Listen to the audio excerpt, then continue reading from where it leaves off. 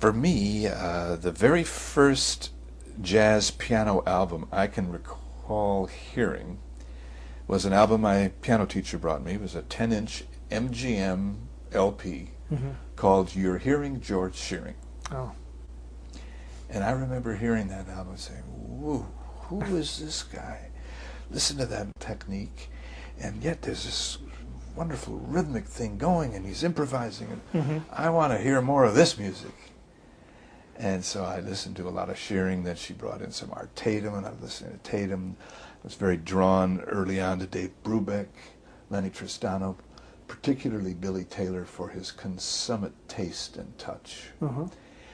And in terms of pianists that I heard very early on and was greatly moved by, I would have to say Billy Taylor would be very high on the list.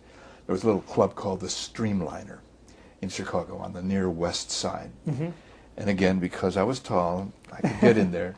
And I remember just spending nights listening to the Billy Taylor Trio, and it just was wonderful music. Then I got a chance to hear Oscar Peterson at the London House in Chicago, which used to be a wonderful supper club. And remember not only being knocked out by Oscar, but even more so by Ray Brown, just the force and the drive of that playing. And I was thinking, gee, I hope someday I can play with a bass player like that. You know? Yeah.